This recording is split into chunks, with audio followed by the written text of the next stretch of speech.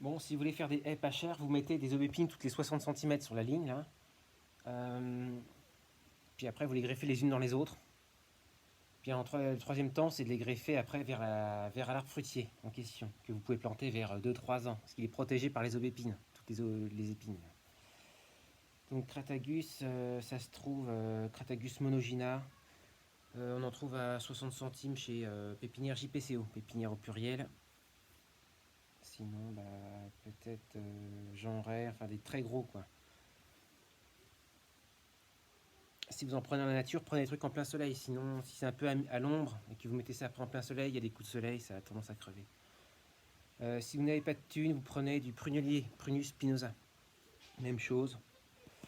C'est la même chose, mais ça va avoir tendance à se ramifier sur les côtés. Et vous ne pourrez pas greffer tout ce qui est rosacée à pépins. Par contre, ça pourrait être intéressant de faire des greffes en transfusion vers tout ce qui est rosacée à noyau, quoi, cerises, pêcher, amandier, tout ça. On pourrait arriver à faire des trucs intéressants. Parce qu'un grillage c'est 1 € le mètre, et puis les fers à béton c'est 1 € le mètre aussi, pour mettre un fil électrique, qui après vous galérez avec les plantes montent à graines, vous avez plein de masse, il faut passer son temps avec les débroussailleuses à couper, avec que ça monte. Du coup, bah, voilà le plus simple et le moins cher. C'est des lignes de plantes qui ont des épines et que vous pouvez après éventuellement greffer les unes dans les autres pour faire des transfusions. Du coup, avoir des arbres qui poussent beaucoup plus vite, beaucoup plus résistants et même protégés. Voilà, plutôt que de mettre des piquets, tout ça, de se galérer comme tout le monde. J'aurais su ça dès le début, j'aurais une forêt fruitière monstrueuse, quoi. J'en aurais partout, j'aurais fait de l'agroforesterie, ça aurait été génial. N'hésitez pas aussi à faire des arbres qui servent à rien, hein, faire des lignes justes avec du Paulownia, Chanton ou pas, n'importe quoi qui pousse vite pour faire de l'ombre. Vos arbres pousseront beaucoup plus vite. Ils seront ils seront beaucoup plus résistants à la sécheresse s'ils poussent à l'ombre ou à la mi-ombre. Ça changera tout. Donc ça compte vraiment, parce que vraiment. Ça évite de mettre des gouttes à gouttes partout, c'est des gros investissements, tout ça. Il faut des pompes solaires, des surpresseurs, enfin, c'est la galère.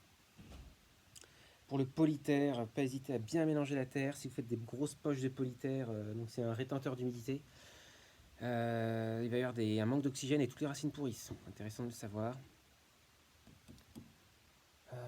N'hésitez pas à planter des avocats dès que vous êtes vers Nantes, jusqu'à vers la côte.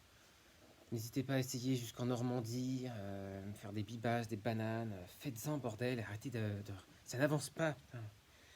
J'ai vu des pamplemousses à Montpellier, j'ai vu des dattes. Personne. Il y en a un depuis des années, ils sont immenses, ils donnent, mais personne n'en fait pousser. C'est un truc de fou. On mérite ce qui va nous arriver.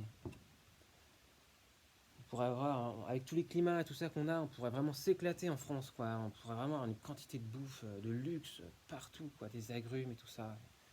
Des céréales vivaces, vraiment l'opulence, quoi. Civilisation parfaite, hein. Enfin bon.